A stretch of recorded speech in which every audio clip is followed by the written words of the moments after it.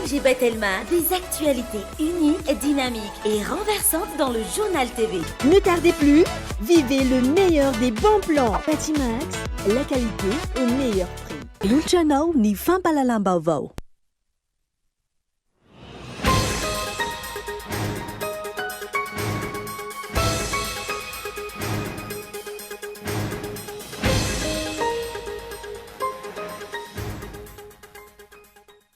Amin'izao alina izao no vinavinaina ivoaka an-dranomasina eo anelanelany vatovavy fitovinany Hiasy Antsimo Antsinanana i Alvarovo efa niena ny herin'ilay rivodoza saingy mbola mitondra rotsak'orana angoavana raha ny fanazavana.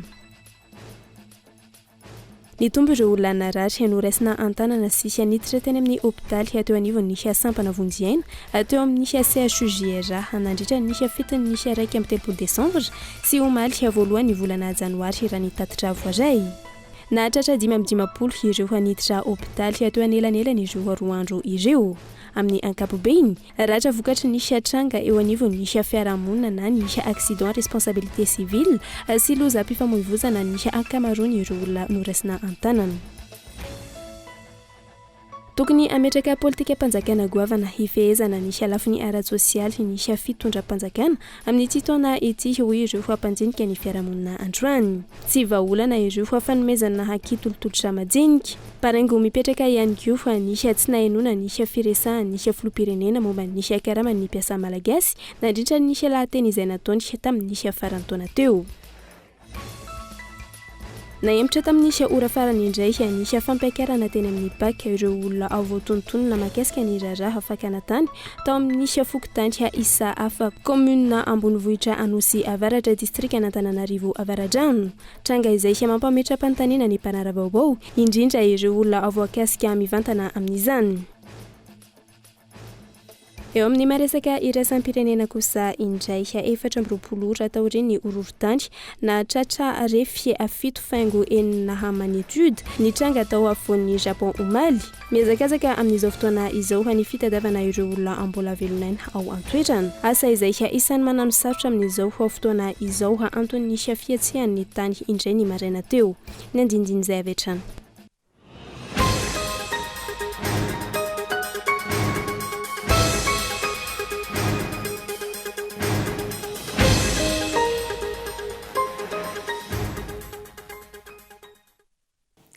Manatra ny araba tomboko lasy tombo avy amin'ny ity alina ity miaraba ary omba piririntsy ihany koa amin'ny ity taona vaovao ity. Asainatrany ianao anaraka ny fampahalalam-baovao izay ezahanay amin'ny vaovao marina sy ara-potoana araka ny fanampanantenainay anao hatramin'izay anomboantsika ny fotoana amin'ity alina ity ary dia amin'izao alina izao no vinavinaina ivoaka an-dranomasina eo anelanelany vatovavy fitovinany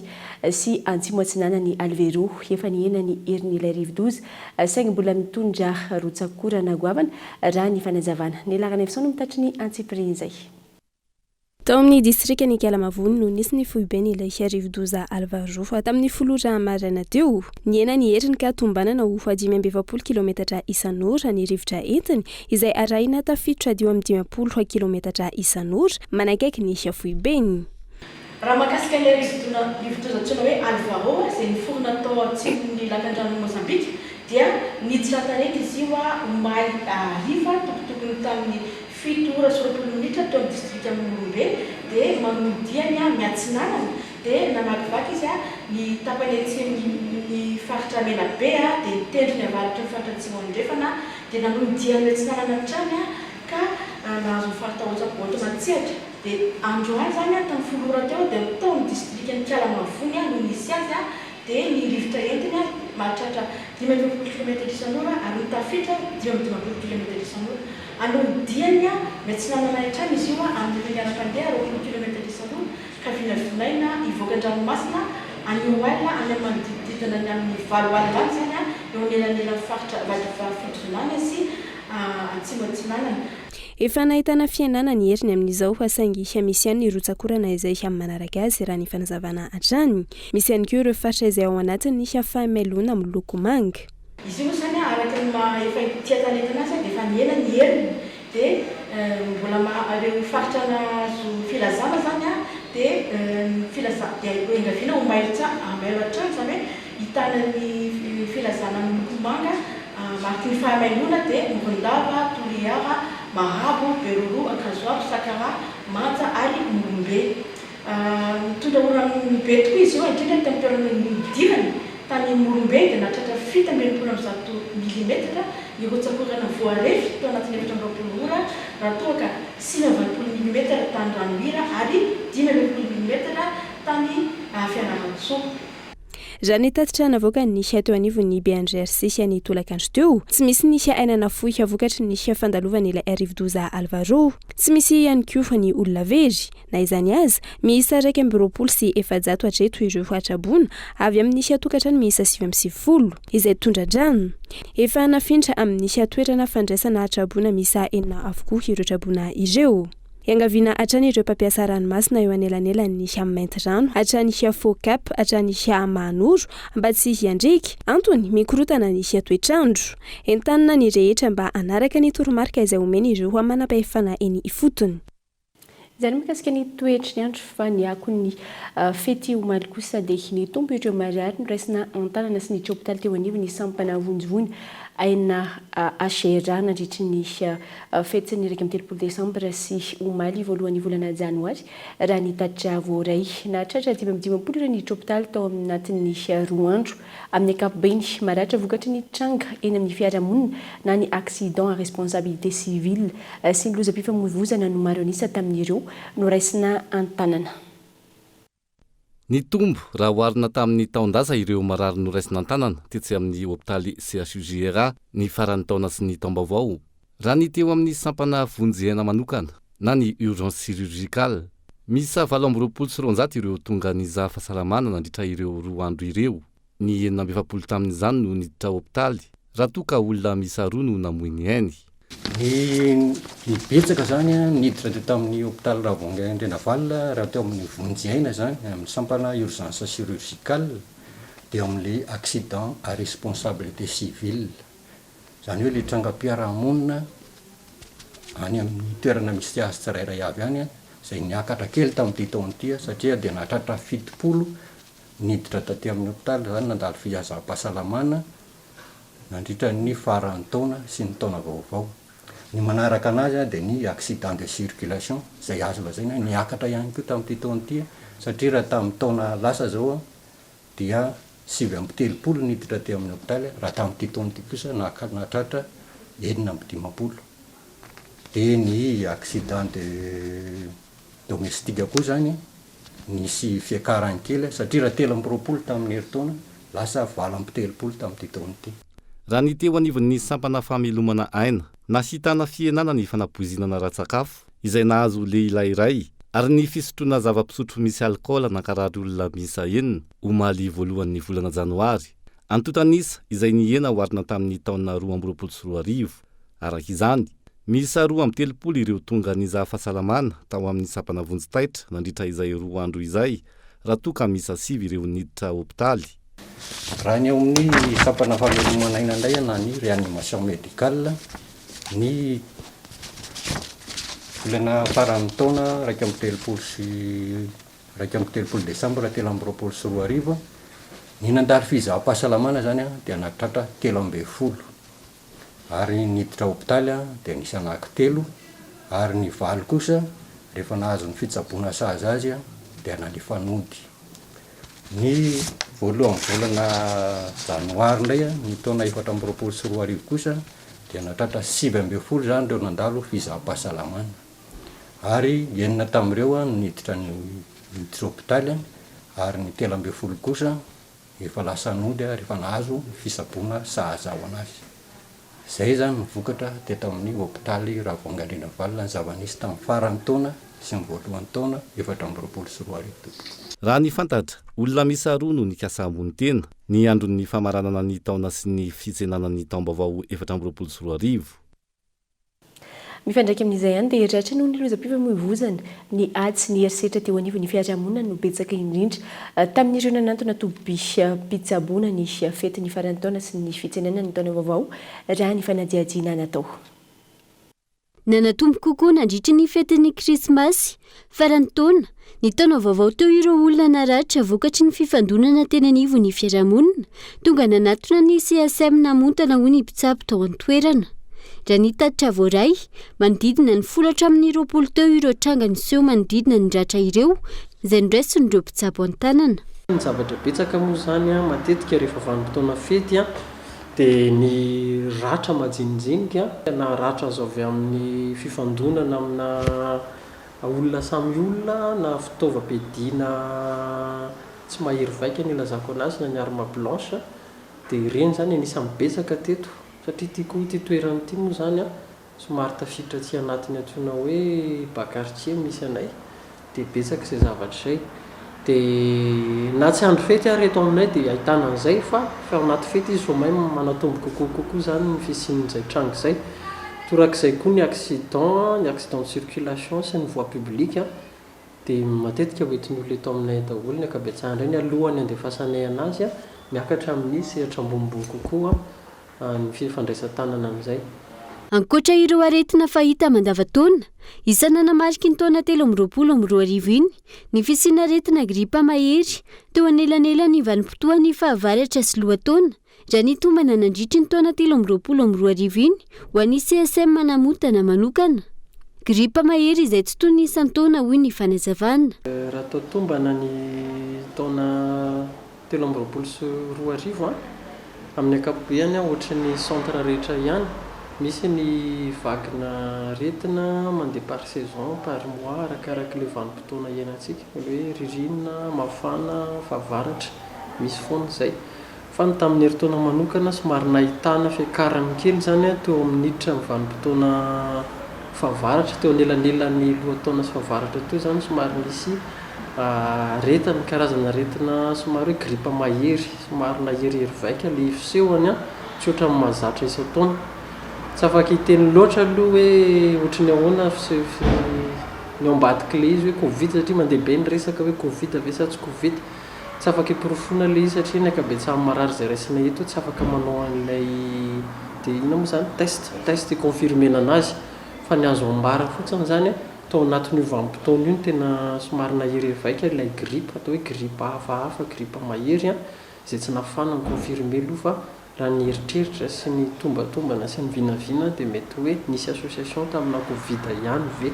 zay le fanontaniana mipetraka fa ny ambony ankoatran'izay dia ohatra ny aretina isan-taona mahazatra aretin'ny taovam-pisefona indrindra ho an'ny ankizy dia ny aretim-pivalanana moa rehefa tafiditra anatin'ireny fiakaran'ireny vokatra legisismangy ireny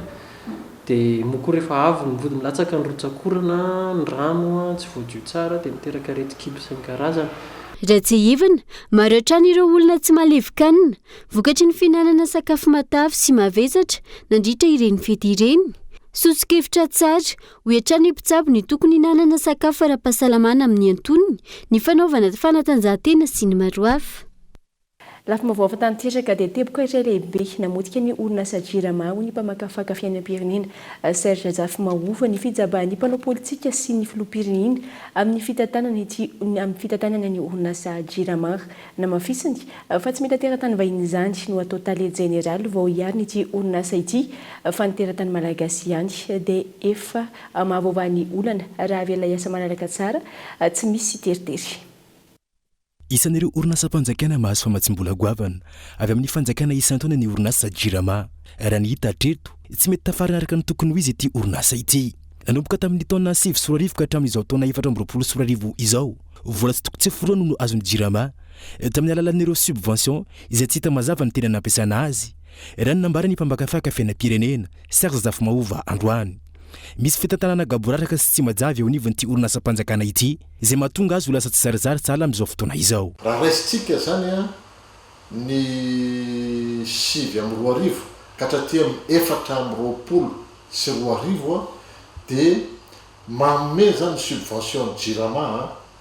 manome ataontsika hoe eo amin'ny 3455 milliards d'ariary raha zay zany raisitsika dia rehefa tanana JIRAMA mihitsy zany zavatra tsy mety satria raha zay ny raisitsika ahafahana nanao zay barrage hydroélectrique madinidinika de 20 mégawatt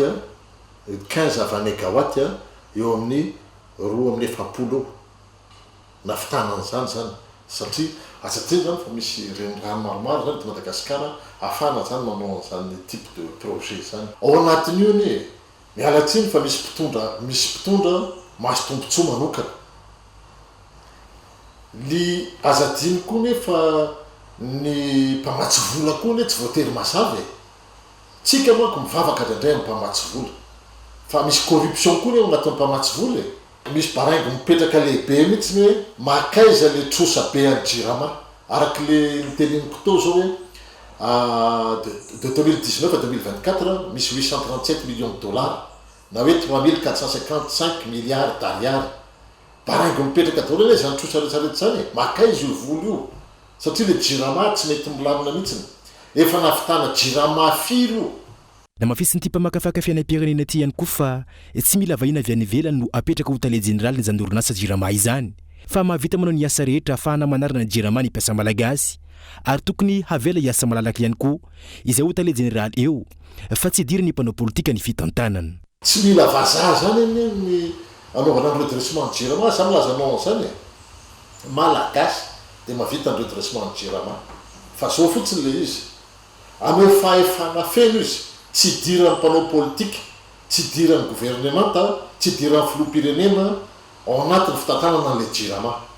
de am'izay fotoandray tompona ndraikitra feno zay tale jeneraly apetraka eo le izy anany le olona ny Jirama fidiran'ny mpanao politika ao anatin'ny fitantanana ny Jirama de zay ny point anankiray. Point faharoa mila jerevana koa hoe ahoana moa aveza moa nazahoana ny angovo ny angovo ny amin'ny ankapobeny eto Madagasikara aloha mbola mihoatra ny 70 na hoe 570 isanjato mbola avy any amin'ny énergie fossile zany hoe ny avaty amin'ny pétrole zany avy any zany no ny angovo io zany hoe fioul lourd place azy na gasoil koa arak'izay ilain'le machine. Ny zavatra misy de zao misy zao Antsimororo fa maninona moa tsy atosikotsika ny famokarana Antsimororo fa maninona tsika faly manafatra carburant avy any ivelany azadiny fa besoin tsika amin'ny carburant ny Jirama ny tena grand client amin'ireo compagnie pétrolière reo raha ny fantatra tsy mbola manana tale jeneraly raikitra mitantana azy ity orinasam-panjakana ity hatramin'izao fotoana izao fa raha ny teny olazaina fa tsy misy mahafeno ny fepetra izan-dakina indray ireo izay nikasa isana zany andraikitra izany raha ny olana jiro sy rano saika manerina ny nosy no mikaikaiky amin'izao fotoana izao tombonjanona ho resaka mbola tabatra ihany sy fampanantenana ny vahaolana ny mpitondra fanjakana tao anatiny 5 taona lasa izay. Tokony ametraka politika mpanjakana goavana hifehezana ny lafiny ara-tsosialy ny mpitondra fanjakana amin'ity taona ity hoy ny mpanjinika fiarahamonina androany tsy vahaolana ireo fanomezana kitolotolotra madinika baraingo mipetraka ihany koa ny tsy nanehoana ny firesahan'ny filoham-pirenena momba ny karaman'ny mpiasa malagasy nandritra ny lahateny izay nataony tamin'ny faran'ny taona iny ny fisondrotan'ny karaman'ny mpiasa izay tokony hifanaraka amin'ny fidangan'ny vidim-piainana raha ny fanadihadiana. Niaina tao anatin'ny mafy ny vahoaka malagasy nandritra iny taona 20 sy 4 teo iny ary nampikaikaiky ny maro ny olana ara-sosialy toy ny fahasalamana, ny fandriampahalemana, ny fanabeazana, ny fisondrotry ny vidim-piainana sy ny maro tsy voatanisa. Tsy vahaolana ny fanampiana amin'ny tsy taitaika tahaka ataon'ny mpitondra amin'izao fotoana izao. Raha ny nambaran'ireo mpandinika fiarahamonina ny vahoaka malagasy rehetra no tokony hisitraka izany fa tsy antokony olona ihany. Tena politika mpanjakana goavana no mila apetraka. Tsy politika mpanjakana ho an'ny sosialy taitaitra fotsiny taitaitra zany hoe misy tanjona manokana na mamifangaro amina resaka visibilité politika na stratégique mety taktika koa de hoe zay fotsiny anaovana le izy zany fa ho sosialim-bahoaka zay miantefa amin'ny tsy akanavaka tsy hoe sokajin'olona vitsivitsy no antefany ray aloha zay amina betsaka olona zay misitraka ny antsona hoe politika na ara-tsosialy zany tiako resahany eo ka ny politika mpanjakana zany tokony tena hoe maseka ny sokajin'olona rehetrarehetra aloha voalohany indrindra fa tsy apahan'olona vitsivitsy ary zavatra maharitra tsy zavatra hoe androanina raha-pitsona taitaitra na indraindray isaka ny teteka ozy ny fijerindraroany amin'ny faritra azy fa tena hoe zavatra politika ara-tsosialy maharitra zany a izay a amin'ny fotoana rehetrarehetra dia ahafahana isitrahany zany dia mitaky fanavozana lehibe mihitsiny eo amin'ny fomba zany zay anaovana an'io politika ara-tsosialy. Raha nanao kabary tamin'ny voaka malagasy ny filoham-pireneny ny Alahady lasa teo nandrasan'ny rehetra fatratra ny lahateniny makasika ny fampiakarakara. Tsy nisy zany ankilany fa resaka hafa tanteraka no tena ny bantoerana tamin'ny lahateny izay nataony eo. Tokony hojarin'ny fanjakana ny lafin'ny vola miditra amin'ny isa-tokantrano indrindra fa ny mpiasa rehetra izay isan'ny mamelona ny fiainam-pirenena raha ny fanazavana trano. Tokoa aloha dia somary nahagaga amin'ny ankapobeny tsinona raha ny lojika raha fijeriko azy raha mijery ny fidangany le vidim-piainana teo zany dia tokony nisy fepetra ihany ho an'ny resaka karama zany fa tsy tafiditra tao anatin'le kabary tokoa izy iny tsy fantatra hoe inona ny antony fa za mieritreritra hoe lojika loatra raha ho fiakaran'ny vidim-piainana io dia nandritra ny taona 2024 iny dia tokony nisy fepetra ihany zany nraisina tamin'izay zavatra zay tsy fantatro moa hoe ahoana ny fomba hoe tonandrareo anazy fa angamba mila paikady matotra ny amin'ny atao fiveloman'ireo mpiasa reo fa tsy haraka tsony karama io raha fijeriko azy azoko ihany hoe anatina fotoatsarotra tsika anatina fotoatsarotra satria ny fahantrana ny tombo dia miareraka be ny firenena dia mety ho sarotra ho an'ny fanjakana zany ny anao an'izay fampiakarana karama zay fa tokony azoko zay fa tokony hisy paikady hafa zany ahafahana zany manamaivana ny fiatraikan'le fiakaran'ny sondro vidim-piainana. Miditra ity ny taona vaovao hanahoana indray ny fiainam-bahoaka eo anatrehan'ny fisondrotry ny vidim-piainana. Iany ny olam-bahoaka ve ny mpitondra fanjakana sa hanenjika indray ireo fihetsiketsehana hita maso etsy sero. Fa ambony tany zazatsy ampitona ny ara ny herisetra aranofo raha ny taona 2024 iny ilaina ny fanamafisana ny sazy ho an'izay tratra fa tokony atao lara-pamiaina ihany koa ny fisorohana mba tsy asimba ny zaza malagasy hoy ny faneho-kevitry ny firaisamonim-pirenena. Christian Jimby.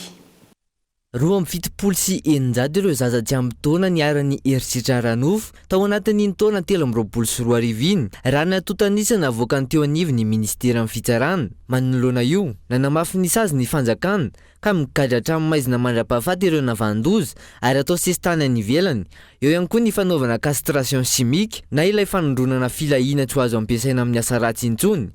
Ireo fanamafisana sazy ireo izay tokony ampifandraisana andraikitra mialohan'ny tranga raha ny faneho-kevitry ny mpisihatra amin'ny fiarovana ny son'olombelona androany.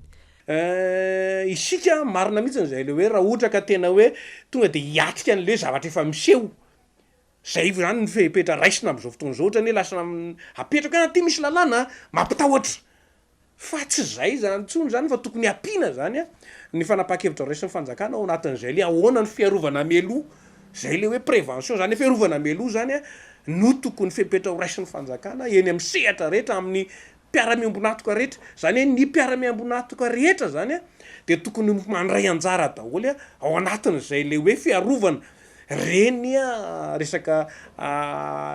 ialana amin'ireny herisetra reny nambarany ihany koa fa ilaina fandiniana ny fomba hampiarana io sazy no raisan'ny fanjakana io hifanaraka amin'ireo fifanarahana iraisam-pirenena izay efa nankatoavy ny Madagasikara. Manontany moa tsika hoe amin'ireny hoe misy fikitihana ny mahalehilahy reny aloha zany isika Madagasikara efa nanao fanotsony ny fifanarahana resam-pirenena mikasika an'le fanafoanana ny peine de mort reny le asa terivozina zany hoe zany mety mbola enjana be ny fandraisan-tahatra vao afaka hiditra amin'ireny le hoe mikitika vatan'olona reny zany fa amin'le hoe lalàna hoe sesitany nisany faharetan'ny sazy iny moa zany mikitika code pénal dia mandeha iny rehefa avy eo fa ato ampitony resaka hoe mikitika an'le vatan'le olona mihitsy zany isika efa nanao ratification tsy hiditra amin'ny zavatra ohatran'ireny dia mino fa mandinika tsara ny tompony andraikitra rehefa ho an'ny fampiarana. Tsy aivony nilaza ny anamafy ny sazy ho an'ireo mpanatanteraka herisetra aranofo ny mpitondra fanjakana raha nambaran'ny filoha Andry Rajoelina nandritry ny kabariny tamin'ny faran'ny taona teo. ireo mpisehatra amin'ny zon'olombelona izay nanamafy hatrany fa ny fiaraha-mientan'ny fanjakana sy ireo fikambanana maro samihafa miady amin'ny herisetra no ahafahana misoroka sy manafoana ity tranga ity. Vitsy amin'izao fotoana izao ny olona miarahaba sy mamangy havana amantsaka izy rehefa fiandohan'ny taona vaovao tahaka izao miaina ihany koa ny fianakaviana manatritra solom-body akoho any iray aman-dreny. Antony izany ny fahasahiranana ny isa-tokantrano fa eo ihany koa ny firoborobon'ny teknôlôjia raha ny fanazavana. Fotoana natokana ho fiarabana sy famangina ny isa-tokantrano sy ireo havana mantsakaiza ny fiandohan'ny taona saingy vitsy amin'ireo fianakaviana no mbola manantanteraka izany ankehitriny. Ny hena ihany koa ireo fianakaviana manatitra solom-body akoho an'ireo ray aman-dreny. Antony mahatonga izany ny fahasarotan'ny fiainana fa eo ihany koa ny firoborobon'ny teknôlôjia ampitain-davitra raha ny fanazavana. Raha ny hevitro aloha zao ohatran'izao takanay zao taloha dia ohatran'izao hoe tonga ny taom-baovao zany dia mamangy ray aman-dreny dia raha misy ny omena dia manome tsisy moa zany dia mifampiarahaba dia samy vita. Zava-misy an'izao zao ny arahaba raha mety tsy misy ny sasany. Ohatra fotsiny zao hoe fakahita amin'ireny ankizy ireny zao hoe zanakabako na takan'izany zao fakahita dia izy zany tsy te halala fa raha ohatra mifanehitra ohatran'izao dia hoe zay izy miarahaba hoe tratry ny taona bebe dia zay dia samy vita dia lasa. Ka mety ny antony mahatonga an'izay le eo ny antony le ara-piainana sy le fahasahiranana mihitsy zany ny antony mampatonga an'izay hoe tsy laza tsy mifampitsidika intsony le olona azony amin'le pressinina le fiainana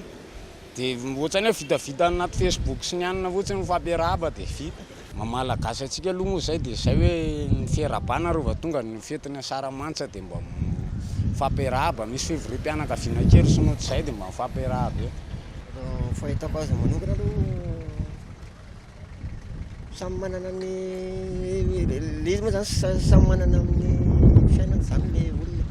dia misy zao hoe firaretsoa amin'ny tambazotra serasera telefônina message amin'ny tena mety zany moa dia mifanantona sy mifanantona mifankahita dia mifampiraritsoa. Misy ihany manao fa amin'ny ankamaroany zany moa misy manao hoe misy tsy manao fa ohatra hoe zany hoe misy fotoana ray hoe amin'izao fianakaviana mifampiarahaba latry ny taona dia amin'izao fa raha ohatra hoe isan-taona zany farany isan-taona dia ohatra vitsivitsy ihany aloha manao. Ka any amin'le fiainana mihitsy zany mahatonga an'ilay izy. Rehefa sarotra le fiainana tsy afaka mivezivezy fotsiny olona lasa malaina. Taloha izany tena nalaza sy hoe mbola mitoetra le fomba malagasy. Fa zao ohatra nefa le mikorotana amin'le fiainana le olona dia tsy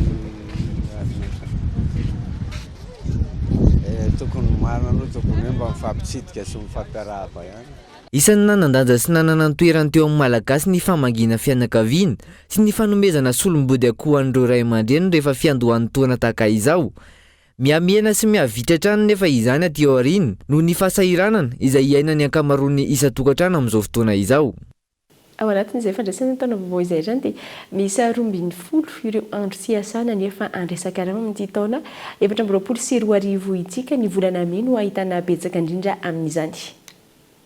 Misy 12 ireo andro tsy asana nefa andresan-karama amin'ity taona 2024 ity. Volana 7 no misy ny andro tsy asana ireo. Ny isan-tarana izany aorian'ny taom-baovao ny fahatsiarovana ireo mahery fofo ny firenena ny taona 1770 ny 20 martsa izay andro zoma. Manaraka izany ny fetin'ny Paka ny Alahady afaraka amin'ny 30 martsa ary ny Alatsinainy ny Paka ny voalohan'ny volana Aprily. Manaraka izany ny fetin'ny Islamo Eid al-Fitr ny Alarobia 10 Aprily. Alarobia ihany koa amin'ny taona ity ny fankalazana ny fetin'ny Asa. Aorian'izay ny Ascension izay andro alakamisy 4 May. Volana May ihany koa amin'ny taona ity ny fankalazana ny Pentecote ny 17 May. Ny volana May no maro andro tsy asana amin'ny taona ity.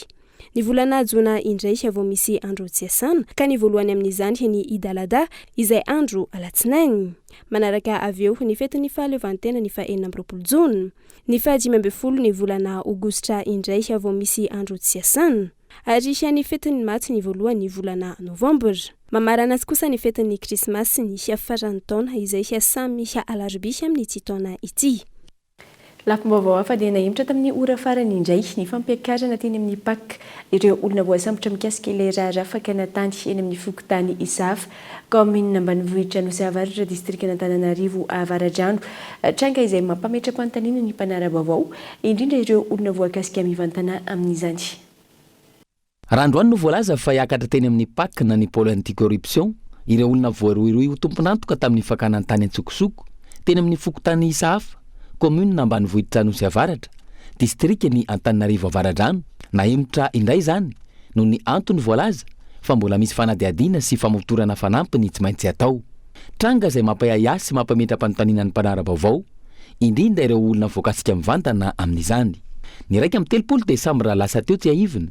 nidina ifotony teny amin'ny fokotany Isaf commune ambanivohitra Nosy Avaratra ny solitena avy amin'ny commune sy ireo mpiara-miasa ary ny zandary. Ny zandary no nandray an-tanana ity raharaha ity. Olona roa no nosamborina ny alahady raika amin'ny 30 Desambra io ka natao famotorana.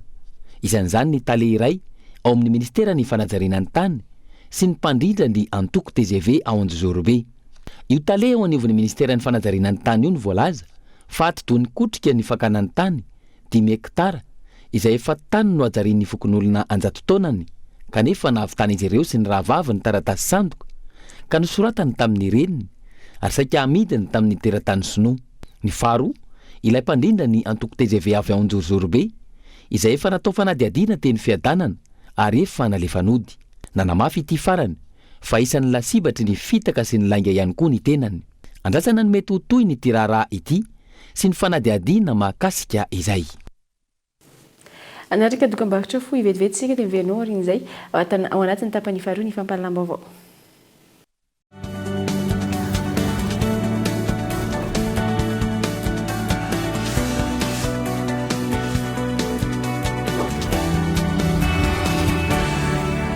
Carlton Anous, Louveteau Compagnie vous présente Prestigious Style en compagnie de Shine et Denise. En animation, Yohan Loïl, cocktail de bienvenue et un somptueux buffet gastronomique concocté par le chef réputé de Carlton. Réservation www.tickets.io dans les boutiques Racine et au Carlton Anous. Sponsor Gold, Telma, partenaire Audacious, partenaires digitaux Your Target Agency, Webmaster Madagascar.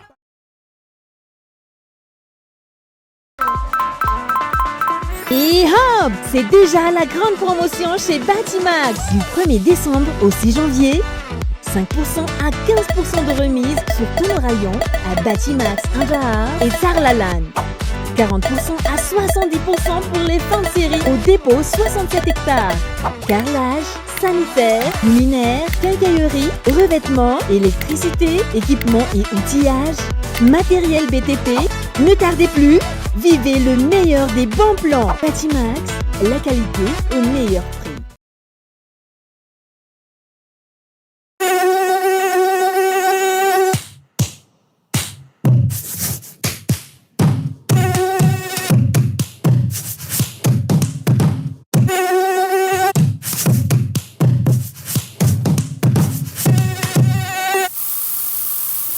Ce son protège ta famille contre tout type d'insectes.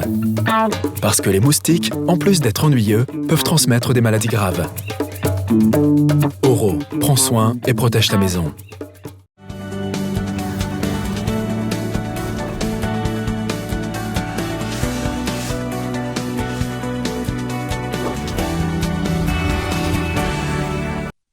Taverina somatsara tao anatin'ny tapany faharoa ny fampahalalam-baovao mamerina ny araba ary manasana ohatra ny anaraka. Mialohan'ny hidirantsika amin'ny lafim-baovao samihafa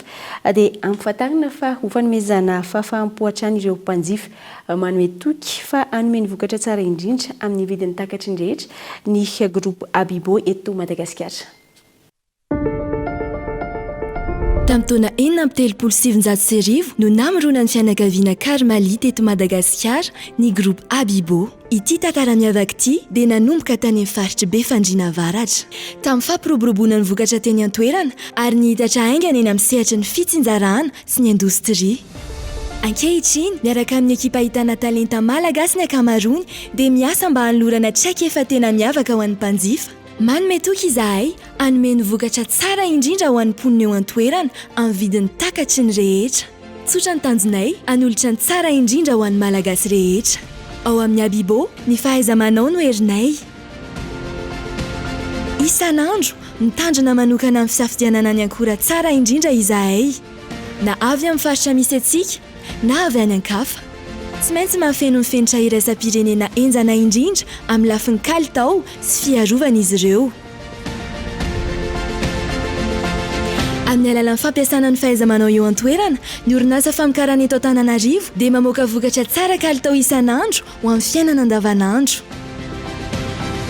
noho ny famokarana manara-penitra ary fomba famokarana entitra sy voafehy tsara ny kalitaon'ny vokatray dia mifanaraka manokana amin'ny filan'ny malagasy ary manaja ny fenitra iraisam-pirenena ny fanoloran-tena amin'ny fahatsarana no fototry ny groupe Abibo reharehanay ny fanatobiana entana izay mifototra ny fototra moderna sy manavao hatrany ary mahafeno ny fenitry ny fiarovana entitra indrindra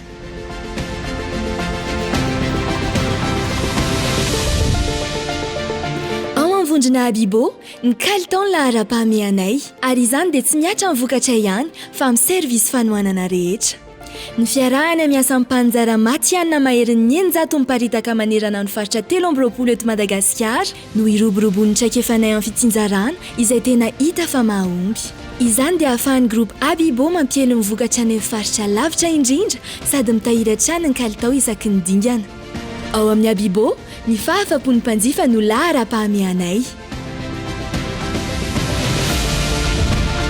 marika Maherin'ny Enimpolo ny tsinjarainay ary navita nanangana fifandraisana matanjaka tamin'ny mpanjara sy ny mpanjifa izahay ny vokatra azinay dia misy tolotra isan-karazany manomboka mipady tena tsara kalitao hatramin'ny zava-pisotro mamelombelon'aina tsy azo ialana ary ao koa ny zavatra ilaina ho an'ny zazakely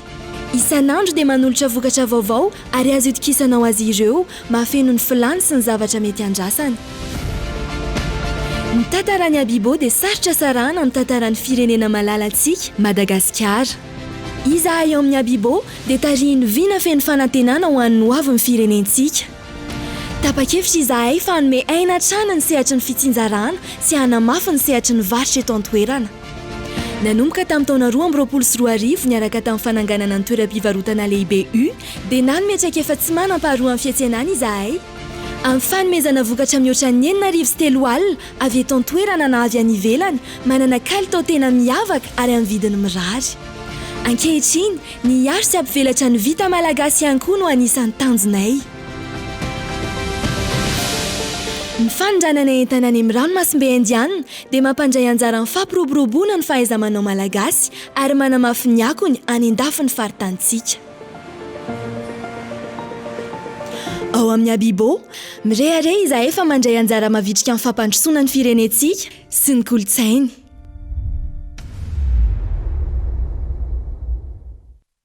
lampimavao afary dia manaitra ny fitondram-panjakana ny fiarahamonim-pirenena any amin'ny distrikana Ambanja manoloana ny fisiana orinasa vahiny ary ana ressource mikasa hitrandraka tajara any an-toerana orinasa fahatelo ity izao raha ny fampitam-baovao voaray rehefa nangingina tao anatin'izay efa taona mahery izay misoko mangina ary mikasa hitrandraka tairary ao amin'ny distrikana Ambanja faritra Diana indray ny orinasa vahiny araka ny faneho-kevitra ny fiarahamonim-pirenena any an-toerana orinasa vahiny fahatelo tao aorian'ny TREM ny Tantalum RERF malagasy sy ny REM Renovar RERF malagasy vahoaka sahirana regny fa ho avy ndraiky ny fitrandrahana handeha ataony arena ressource agny amin'ny presque la pasindava nagnano dindinika ambany tafitrano dindinika amin'ny fianakaviagna mba hafagna ino ny tokony atao handraisan'ny daolobe anjara mba hanohitry ny fitrandrahana tsy tokony atao naro zegny raha nampanantenegny vahoaka tany angadiandreo fotaka zegny totofagna lavaka dia tsy nitotofandreo volagnindreo koa fa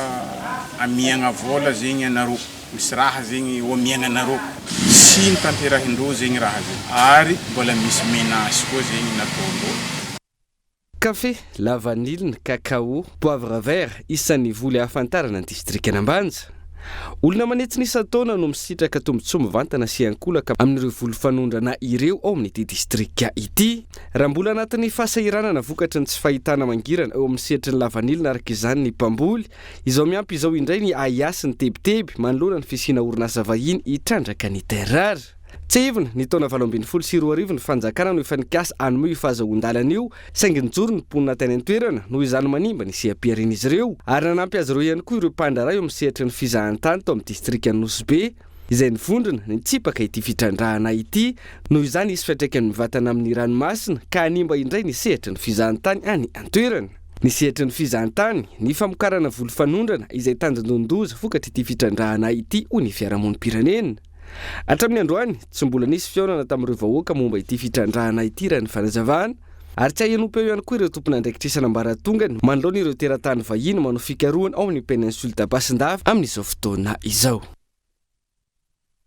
Vavavany amin'ny faritra Morondava dia iray mpianakaviana iray malaza amin'ny fivarotana sy famatsiana zava-mahadomelina ao Morondava no sarin'ny zandary niaraka tamin'ny rongony valogony sy tapany ary baoritra miisa 4 sarina atao amin'ny trano fitehirizana azy manokana ireo zava-mahadomelina ireo olona roa hafa no voasaringotra amin'izao raha izao ihany koa no sarina nisaraka tamin'io iray mpianakaviana io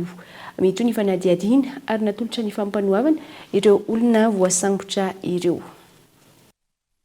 Dia izay koa no antsika miampita amin'ny maresaka avy any ivelany 420 ora tao aoriana iray orohorontany manana marifefy 7.1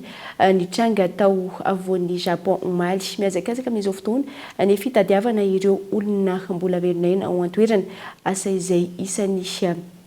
nanano sarotra amin'izao fotoana noho ny fihetsehan'ny tany indray ny maraina teo hatreto misy 27 ireo olona fantatra fa namony ainy raha maro ihany koa ireo naratra vokatry ity orohorontany ity tao Japon raha ny antotanisa vonjy afarany avy amin'ny manam-pahefana ao an-toerana fanazavany amin'ny sariny France 24. Vokatry ilay orohorontany nitranga tao Japon omaly alatsinainy nitrangana firehetana tao amin'ny tanàna ny Wajima toerana mifanakaiky amin'ny ivon'ilay orohorontany manana marifefy 7.1 nitranga tao voan'ny Japon omaly vokany trano lehibe manodidina 50 taona ravany afaka nirotana raha manodidina 100 taona ho any kosa ireo ravany firehetana antony ampiasana ireo mpamonjy vonina sy mpitandro filaminana manodidina ny 503 anao ny any tsy ho zavatra hikarohana ireo velonaina amin'ireo toerana niarambonina ankilany sarotra ho ny Prime Ministre japonais Fumio Kishida ny azona ango-baovao mikasika ny zava-misy ao amin'ny tapany avaratra ny peninsule de Noto noho ny fatapan'ny lalana. Miantso ny rehetra omaily manoloana izany ny seismologue ao an-toerana. Nitrangana orohorontany tahakiny omaly iny izay ahina hiverina indray afaka 7 andro raha nitatitra trano. Mifarana indray tomboky lasy tomboky avy ny fampalalam-baovao tamin'ity alina ity ankasitrahana feno ianao nanjo izany hatramin'ny farany ny tenako sy ny ekipa eto amin'ny fampalalam-baovao dia mamay fotoana anao ho amin'ny rahampitso indray veloma tompoko.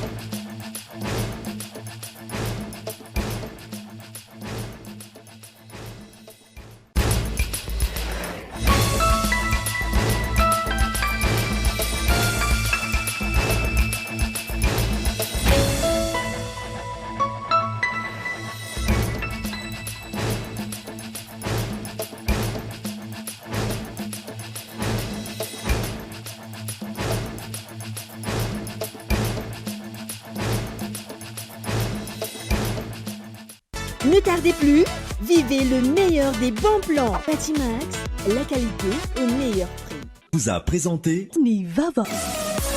5G Batelma, des actualités uniques, dynamiques et renversantes dans le journal TV.